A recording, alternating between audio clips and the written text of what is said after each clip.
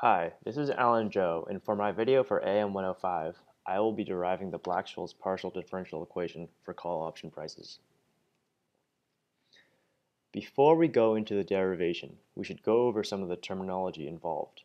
A buyer of a call option has the right, but not the obligation to buy a quantity of a commodity from a seller at a certain time. For example, if a stock is trading at $50 at the moment, and you buy its option at a $50 strike price, you can buy the stock for $50 no matter the actual price of the stock as long as it has not expired. Once the expiry date passes, the right to buy the stock at the strike price is no longer valid and the value of the option is zero. Due to the complex nature of options, we will only be dealing with European options as done in the Black-Scholes equation.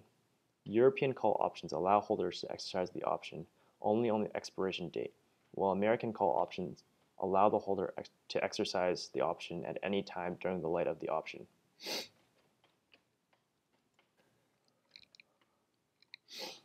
Here is some of the terminology we will use. S is the price of a stock. Lowercase t is time in years. Capital T is the time of expiry. K is the expiry price. And V of ST is the value of an option at time t for stock price S. R is the risk-free interest rate, or basically the force of interest. Mu is the drift rate of S. Sigma is the standard deviation of the stock's returns. And pi is the value of a portfolio. In our derivation of Black-Scholes, we will assume that the percent change in stock price, or ds over S, can be modeled by a drift diffusion random walk.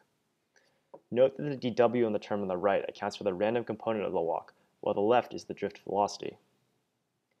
By Ito's lemma, for a function, in our case, v of st, that is t and s modeled by a drift diffusion process, the derivative gives us the following expression.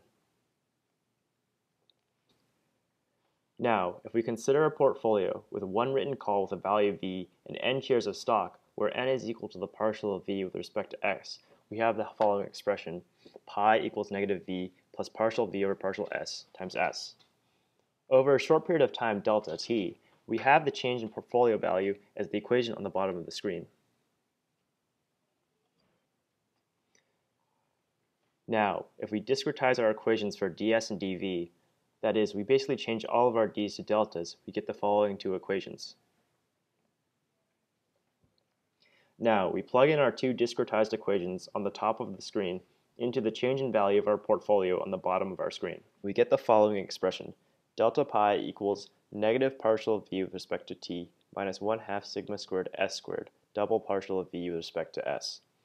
Note that there is no w term here and no mu term here. Thus, we lose our randomness and our drift velocity, meaning that our portfolio, pi, is independent of randomness and is a risk-free portfolio. Because of this, our risk-free portfolio should increase in value at the same rate as the risk-free interest rate over time t. Thus, we have r pi delta t equals delta pi. If we set these two equations equal, we get the bottom equation. Fast forwarding through the algebra, we get the following partial differential equation in two different forms. This is the Black-Scholes differential equation for call option value. It is easy to note, especially in the bottom equation, that if we set r equal to 0, we can get a standard diffusion equation. Note that application of this equation requires solving the equation with boundary conditions and a lot more algebra.